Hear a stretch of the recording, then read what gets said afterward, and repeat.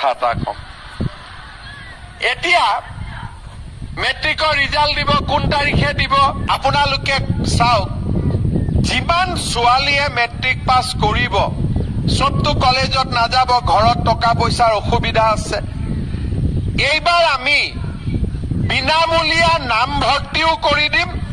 আৰু কলেজত যোৱা ছোৱালীজনীৰ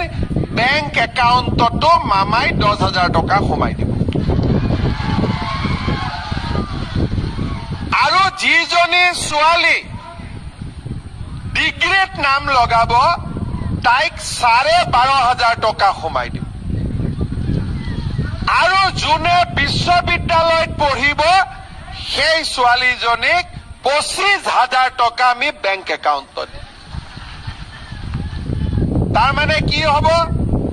ছোৱালীৰ পঢ়াৰ দায়িত্ব মামাই ল'ব ল'ৰাৰ পঢ়াৰ দায়িত্ব দেউতাক মাকে ল'ব হ'ব নে ল'ৰাটোৰ ময়ে ল'ব লাগিব মই আকৌ ল'ৰাকেইটাৰ পুলিচ চাকৰি দায়িত্বটোহে লৈ আছিলো যে জুলাইত দৌৰক বুলি সিহঁতে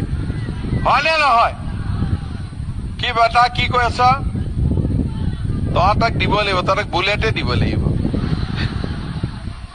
ছোৱালীক স্কুটি দি তোক বুলেট দিব লাগিব ৰহ তহঁতি আকৌ বুলেট দিলে পিছত ছোৱালীহে উঠাবি মা দেউতাকতো নুঠাও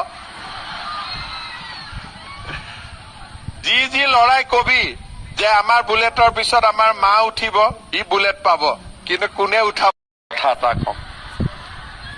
এতিয়া মেট্ৰিকৰ ৰিজাল্ট দিব কোন তাৰিখে দিব 19, 20, 21 তাৰিখ মানে মেট্ৰিকৰ ৰিজাল্ট দিব ঠিক আছে অংকৰ প্ৰশ্নখন টান আহা বুলি কৈছিল তথাপিতো পাছ কৰিব কোনো চিন্তা কৰিবলগীয়া নাই